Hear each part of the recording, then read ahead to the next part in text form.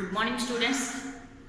మరి నిన్న క్లాస్లో మనం డెఫినేషన్స్లో 2 టైప్స్ ఆఫ్ డెఫినేషన్స్ అండి, traditional definitions, modern definitions. Traditional డెఫినేషన్స్లో 3 డెఫినేషన్స్ నేర్చుకున్నారండి మీరు. అందులో మొదటిది ఒకటి స్టేట్కి సంబంధించింది, రెండవది గవర్నమెంట్కి సంబంధించింది, మూడవది స్టేట్ అండ్ గవర్నమెంట్కి సంబంధించింది అని ముగ్గురు చెప్పిన డెఫినేషన్స్ మీరు నేర్చుకున్నారండి. ఈరోజు మోడర్న్ డెఫినేషన్స్ గురించి ఒక 2 డెఫినేషన్లో డిస్కస్ చేసుకుందాం. అందులో మోడర్న్ డెఫినేషన్స్ హెడ్డింగ్ పెట్టుకోండి.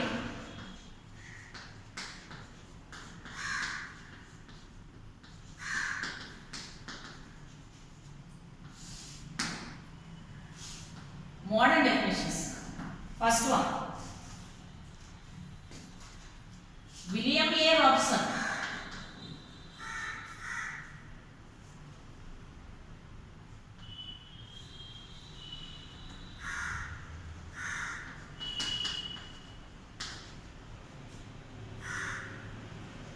విలియం ఏ రాబ్సన్ చెప్పిన ఒక డెఫినేషన్ నోట్ చేసుకోండి. Political science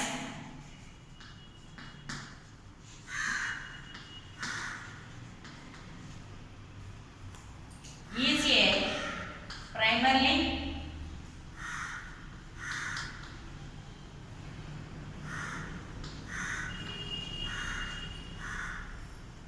conceived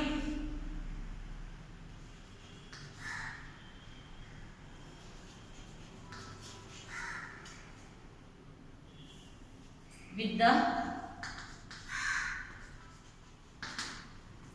power in society.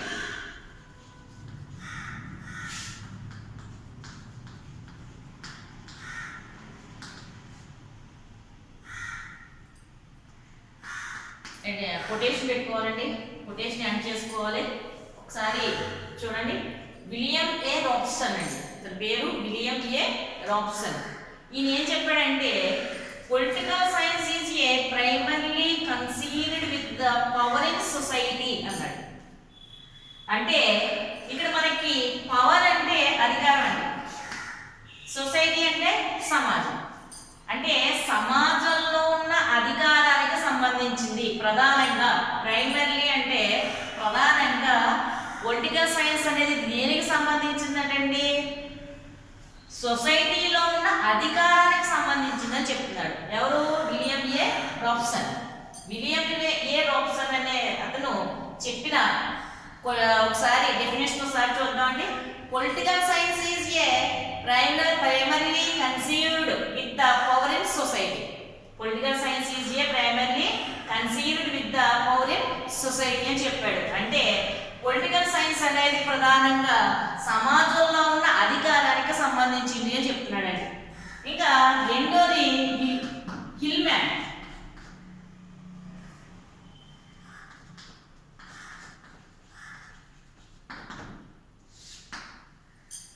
హిల్మ్యాన్ ఏమన్నాడంటే పాలిటిక్స్ ఈజ్ ఏ సైన్స్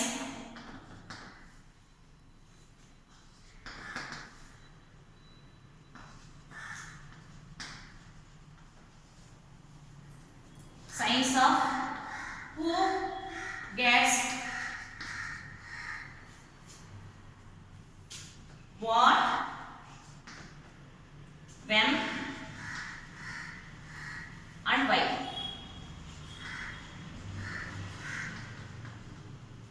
ఇక్కడ మీకు కొటేషన్లు చాలా ఈజీగా మీకు గుర్తుండే విధంగా చాలా ఈజీగా ఉన్న కొటేషన్లు తీసుకుని చెప్పడం జరిగిందండి.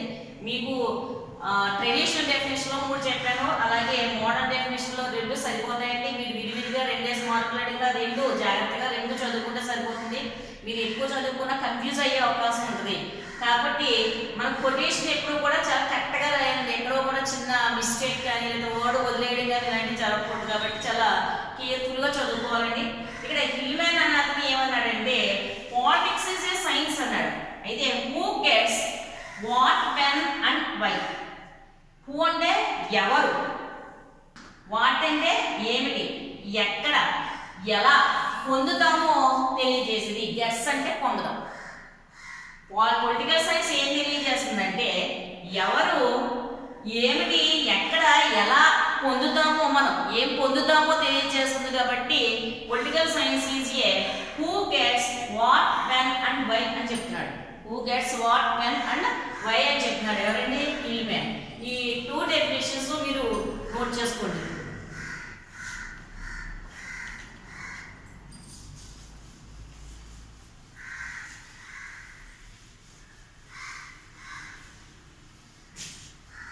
Next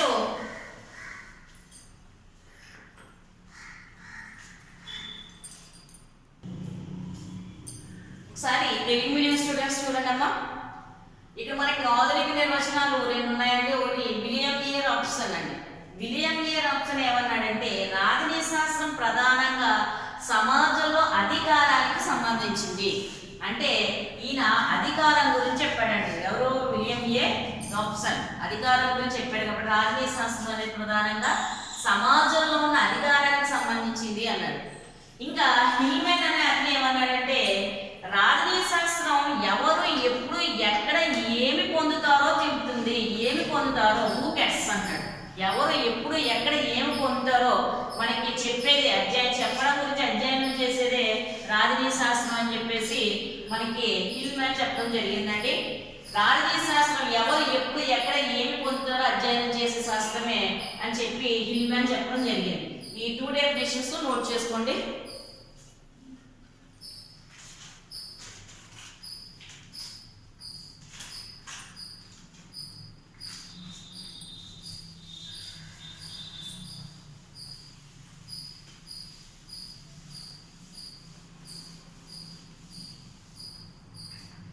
next nature of political science.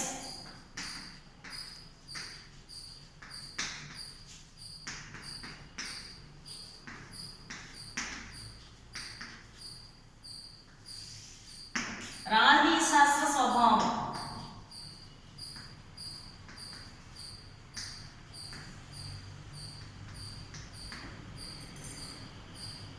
ఇక్కడ నేచర్ అంటే స్వభావం అండి.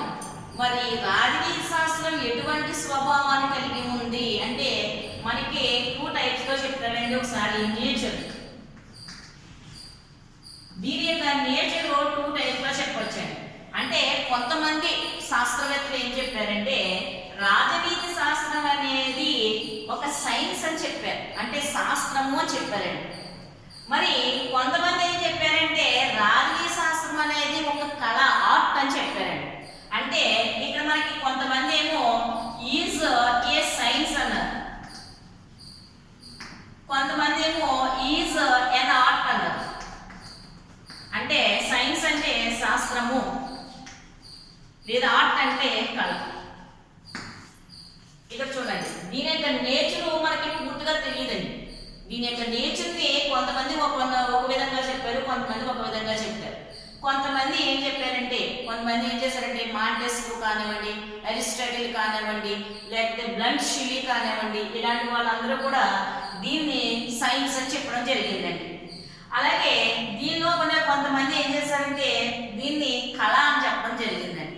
మరి ఇది సైన్సా కళ అని చెప్పడానికి కొన్ని రీజన్స్ ఉన్నాయి. మరి ఏదైనా ఒక విషయం చెప్పేటప్పుడు మనకి కొన్ని రీజన్స్ చెప్పాలి కదండి. అంటే ఇది సైన్స్ అని చెప్పారనుకోండి, ఏ రీజన్తో చెప్తున్నారు సైన్స్ అంటే వాళ్ళు కొన్ని రీజన్స్ చెప్పారు. అలాగే నువ్వు ఆర్ట్ అని కొంతమంది చెప్పారనుకోండి, ఆర్ట్ నువ్వు ఎలా చెప్తున్నావు అంటే దానికి కొంతమంది రీజన్స్ చెప్పడం జరిగిందండి. ఇప్పుడు ఇది మనకి 5 మార్క్స్ క్వశ్చన్లో వస్తుంది, అలాగే 2 మార్క్స్ క్వశ్చన్లో కూడా is political science is a science అని అడుగుతాడండి. పొలిటికల్ సైన్స్ అనేది రాజనీతి శాస్త్రం అనేది శాస్త్రమా అని అడుగుతాడు నేను. అంటే శాస్త్రమే అని చెప్పడానికి కొన్ని రీజన్స్ చెప్పాలి. అలాగే is political science is A art అంటాడు. అంటే రాజనీతి శాస్త్రం ఒక కళ అని అడుగుతాడు. కళ అని చెప్పడానికి ఒక 2-3 పాయింట్స్ చెప్పవలసి ఉంటుంది. సో ఇది సైన్సా కళ అనే దాని గురించి మనం ఒకసారి డిస్కస్ చేసుకుందామండి. దీని గురించి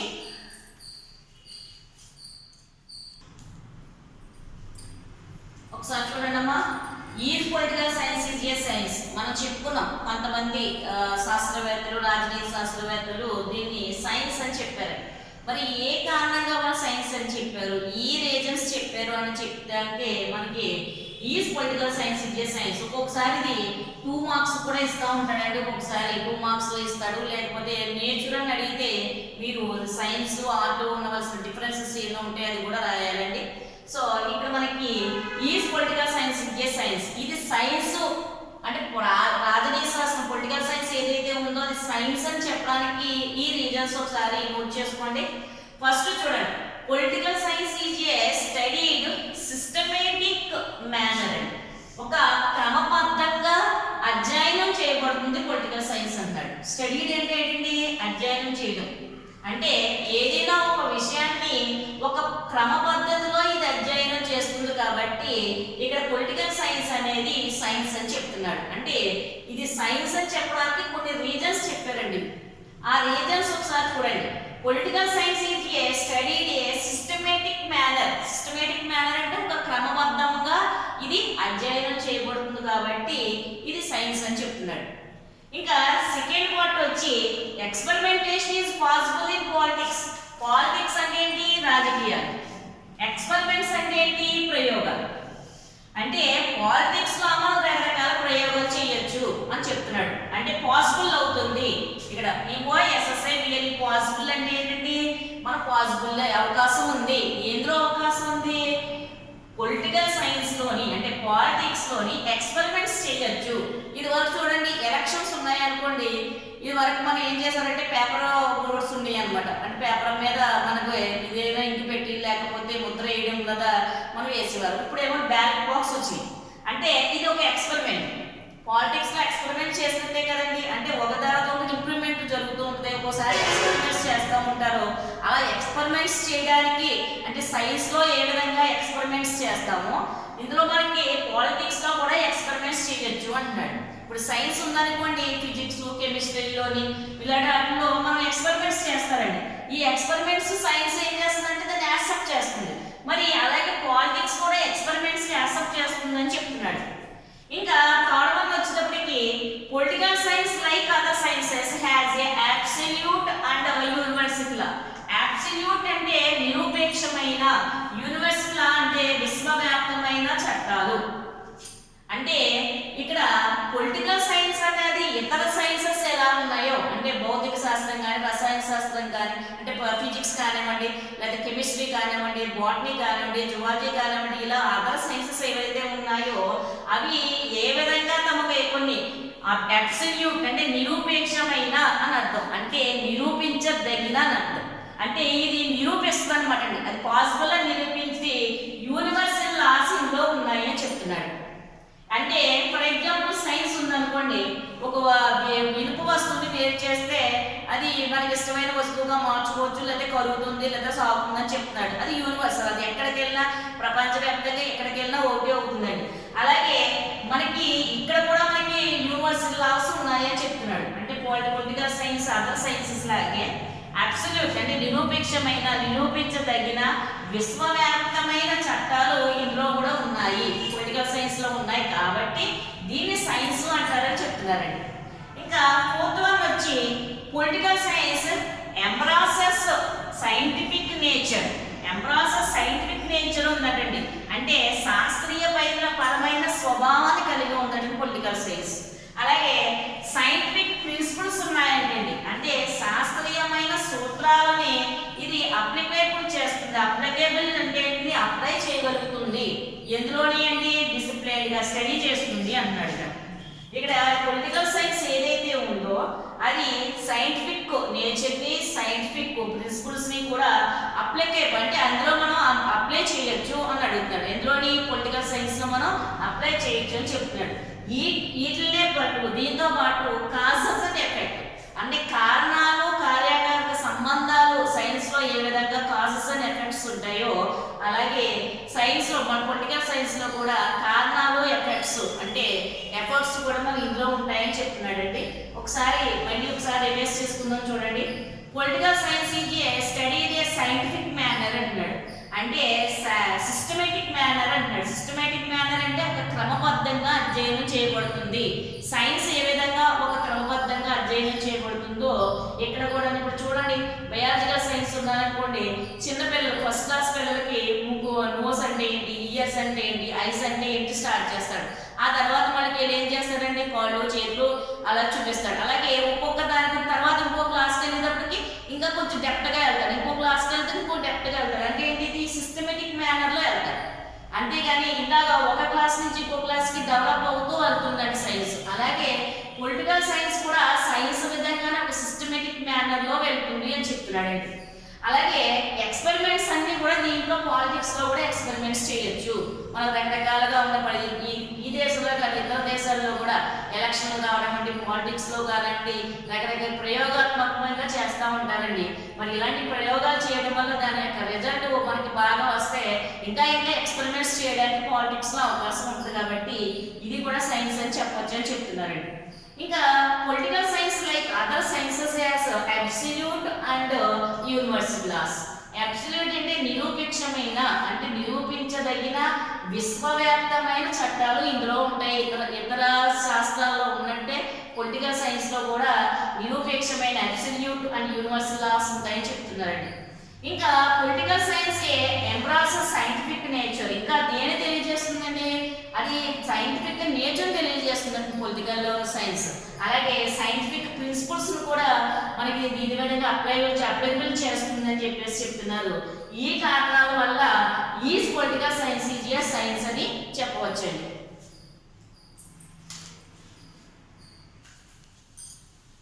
చూడండి, ఈ political science is A art. ఇందాక మనం ఒక కాన్సెప్ట్ అండి, అంటే is political science is a science అని చెప్పుకున్నాం. అంటే సైన్స్ అని సంబంధించడానికి కొన్ని రీజన్స్ చెప్పుకున్నాడు. ఇప్పుడు ఇది ఆర్ట్ అని చెప్పుకోవడానికి కొన్ని రీజన్స్, అంటే సైన్స్ కాదు ఇది, సైన్స్ ఉండవలసిన లక్షణాలు దీంట్లో లేవని చెప్పేసి కొంతమంది శాస్త్రవేత్తలు చెప్పడం జరిగిందండి. దాంట్లో కొన్ని రీజన్స్ని ఇప్పుడు డిస్కస్ చేద్దాం. చూడండి ఒకసారి, ఫస్ట్ పాయింట్ చూడండి. Political science has a no absolute and universal laws like physical science.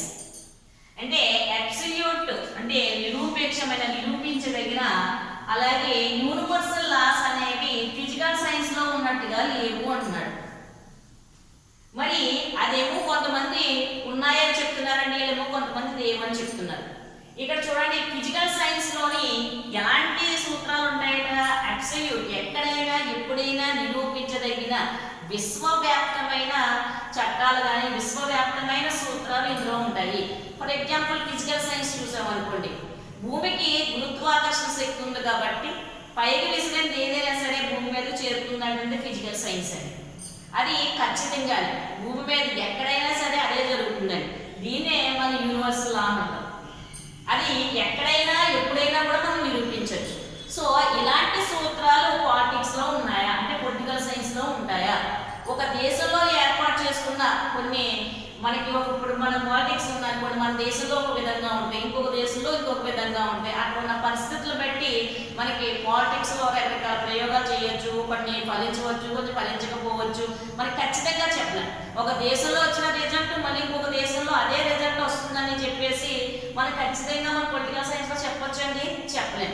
ఎందుకంటే అక్కడ ఉన్న భౌగోళిక పరిస్థితులు, అక్కడ ఉన్న ప్రజలు, అక్కడ ఉన్న ఆర్థిక సామాజిక పరిస్థితులను బట్టి మనకి రకరకాలుగా మారిపోతూ ఉంటాయి. కానీ ఫిజికల్ సైన్స్ లో అలా కాదండి, ఎక్కడైనా ఎప్పుడైనా కూడా ఖచ్చితంగా నిరూపించబడే సూత్రాలు అందులో ఉంటాయి. కాబట్టి ఇది సైన్స్ కాదు కళ అని చెప్తున్నారు కొంతమంది. ఇంకా సెకండ్ పాయింట్ వచ్చేటప్పటికి ఇది ల్యాక్స్ అంటే నెగిటివ్ ఫార్మ్ అండి. అంటే lakhs uniformity in the interpretation of variance concept. Variance concept అంటే వివిధ రకాలైన కాన్సెప్ట్స్ లోని యూనిఫామ్ గా ఉండవు అని చెప్తున్నాడు. ఒకే రకమైన ఇంటరప్షన్ అనేది వేరే వేరే కాన్సెప్ట్స్ ఒకే విధంగా ఉండదు. యూనిఫార్మిటీ అంటే ఒకే రకంగా ఉండదు, ఒక్కొక్క దాడి ఒక్కొక్క రకంగా మారిపోతూ ఉంటుంది పొలిటికల్ సైన్స్ అనేది. ఏ కాన్సెప్ట్ కూడా ఒకే విధంగా ఉండదని చెప్పేసి చెప్పడం జరిగిందండి. ఇంకా next, political science gives no scope for the exact theory of causes and efforts. Cause అంటే కారణాలు, ఎఫర్ట్స్ అంటే కార్యకారక సంబంధాలు. కాజెస్ అండ్ ఎఫర్ట్స్ అంటే ఏంటంటే కార్యకారక సంబంధాలు. అది జరిగితే ఇది జరుగుతుంది అని చెప్పడం, అది జరిగితే ఇది జరుగుతుంది అని చెప్పడమే కాజెస్ అండ్ ఎఫర్ట్ అని. మరి సైన్స్ లో ఇది సక్సెస్ అయింది. కాజెస్ అండ్ ఎఫర్ట్ అనేది సైన్స్ లో కంపల్సరీగా ఉంటుందండి. మరి మనకి పొలిటికల్ సైన్స్ లో ఇది కాజెస్ అండ్ ఎఫర్ట్స్ కి మనకి ఏమైనా బేసిక్ ఉందా అంటే దీన్ని మనం కాజెస్ అండ్ ఎఫర్ట్స్ అనేది దీంట్లో మనం అప్లై చేయగలమా లేదా ఒకసారి చూద్దాం. చూడండి, political science gives no scope అంటాడు, అంటే అసలు దానికి సంబంధమే లేదు. ఎగ్జాక్ట్ థియరీ అంటే ఖచ్చితమైన థియరీ అనేది కాజెస్ అండ్ ఎఫెక్ట్స్ కార్యకారక సంబంధాలను ఇచ్చే ఎగ్జాక్ట్ థియరీ అనేది పొలిటికల్ సైన్స్ బేసిక్స్లో లేదంటే బేసిక్గా ఆల్ సైన్సెస్ని మనం బేసిక్గా తీసుకున్నట్లయితే పొలిటికల్ సైన్స్ ఏదైతే ఉందో దానికి ఎగ్జాక్ట్ థియరీ అనేది కాసెస్ అనే ఎఫెక్ట్ కార్యకారక సంబంధాలను నిరూపించదగిన థియరీ అనేది మిగతా సైన్సెస్లో ఉన్నట్టుగా దీంట్లో లేదని చెప్పేసి చెప్పడం జరిగిందండి. ఇంకా political science is no scope for accuracy, అంటే ఖచ్చితమైన ఫలితాలను ఇవ్వలేదు. ఏది కూడా ఒకటి మనకు ఒక ప్రయోగాత్మకంగా చేసామనుకోండి, ఇది ప్రయోగాలకి ఫలితాలకి ఇప్పుడు కార్యకారక సంబంధాలు అనమాట. ఫర్ ఎగ్జాంపుల్ ఏదైనా ఒక ఎక్స్పెరిమెంట్ చేసామనుకోండి, ఆ ఎక్స్పెరిమెంట్ ఈ రోజు కరెక్ట్గా రావచ్చు, రేపు పొద్దున్న అది రాకపోవచ్చు, లేదంటే మన దేశంలో సక్సెస్ అవ్వచ్చు, ఇంకొక దేశంలో అవ్వకపోవచ్చు. పొలిటికల్ సైన్స్ అనేది అన్ని చోట్ల ఒకే విధంగా ఉండాలని లేదు, అంటే ఎక్స్పెరిమెంట్స్ అనమాట అండి. ఏదైనా ఒక గవర్నమెంట్లో కానివ్వండి, లేదంటే ఒక ఎలక్షన్లో కానివ్వండి, ఇంకొక సిస్టంలో కానివ్వండి, ఒక డెమోక్రసీలో కానివ్వండి, ఇలా రకరకాల ఎక్స్పెరిమెంట్స్ అనేది మనం పెట్టుకుంటూ వెళ్తున్నాం అండి. అది అన్నిటి చోట ఒకే విధంగా ఉండదు. కానీ సైన్స్ అంటే అలా కాదు కదండి. ఎక్కడైనా ఏ దేశంలోనూ ఏ ప్రదేశంలోనూ సైన్స్ అనేది ఒకే విధంగా ఉంటుంది, ఒకే ఫలితాలు అనేది ప్రయోగాలకు నిలబడుతుందండి. కానీ పొలిటికల్ సైన్స్ అనేది ఆ ఫలితాలను మనకు పూర్తిగా ఇవ్వదండి, ఖచ్చితమైన ఫలితాలు మాత్రం ఇవ్వదు. ఒక చోట ఒకే విధంగా ఉంటే ఇంకొక చోట ఇంకొక విధంగా ఉంటుంది అనమాట. అలాగే అంచనాలు కూడా మనం వేయలేమండి, అంచనాలు వేసి మనం చెప్పలేమండి. ఇప్పుడు ఫర్ ఎగ్జాంపుల్ పొలిటికల్ సైన్స్ బేసిక్గా తీసుకుని ఒక ఎలక్షన్ నిర్వర్తించారనుకోండి, ఆ ఎలక్షన్లో ముందు పోలింగ్ ఎంత వస్తుంది, లేదా ఎవరు నవ్వుతారనేది ముందు మనం అంచనా వేస్తాం. మన అంచనా మనకు కరెక్ట్ అవుతుందని చెప్పగలమండి, చెప్పలేము. అవరే కూడా మనకి పాలిటిక్స్లో అంచనాలకి తాగకూడదండి. సో ఇక్కడ మనకి ఈ కారణాలు వీటిని కారణాలుగా చేసుకుని పొలిటికల్ సైన్స్ ఆర్ట్ అని చెప్పేసి కొంతమంది శాస్త్రవేత్తలు చెప్పారండి. ఎవరేమి చెప్పినా కదా మనం ఇద్దరు చెప్పింది కూడా కంపల్సరీగా నేర్చుకోవాలి. అంటే అది సైన్స్ అంటే సైన్స్ అని చెప్పడానికి కొన్ని కారణాలని, ఆర్ట్ అని చెప్తే ఆర్ట్ అని చెప్పడానికి కొన్ని కారణాలు, రెండింటిని కూడా మనం ఖచ్చితంగా నేర్చుకుని తీరాలండి. 2 మార్క్స్కి ఇస్తే మనకి 2 నుంచి 3 పాయింట్స్ అయితే సరిపోతుందండి. అందులో కూడా అంతే 3 పాయింట్లు, 2 నుంచి 3 పాయింట్లు, దీని నుంచి 2 నుంచి 3 పాయింట్లు నేర్చుకుంటే ఖచ్చితంగా అందులో 4 ఇందులో 4 చెప్పడం జరిగింది. 5 మార్క్స్ క్వశ్చన్ ఇస్తే కనుక కంపల్సరీగా మీరు పొలిటికల్ సైన్స్ ఈజ్ సైన్సా లేదా ఈజ్ ఆర్ట్ అని చెప్పేసి రెండింటినీ కూడా అందులో 4 పాయింట్లు ఇందులో 4 పాయింట్లు మీరు ఎక్స్ప్లెయిన్ చేయాలండి 5 మార్క్స్కి. సో ఇది నేచర్ అండి. తెలుగు మీడియం వల్ల ఆల్రెడీ మీకు వచ్చాక మీకు నోట్స్ ఇస్తాను, మీకు అది ఇది కూడా రాయడానికి టైం సరిపోదు. ఓకే అండి, నెక్స్ట్ రేపు టుమారో మనం స్కోప్ ఆఫ్ పొలిటికల్ సైన్స్ అండి, మోస్ట్ ఇంపార్టెంట్ ఎస్సే. కనీసం ఒక 3-4 వీడియోస్ అవుతుందండి. అది మీరు ఎవరు కూడా మిస్ అవ్వద్దు. రేపు స్కోప్ ఆఫ్ పొలిటికల్ సైన్స్ గురించి ఎస్ఏ గురించి రేపు డిస్కస్ చేసుకుందామండి. Okay, thank you.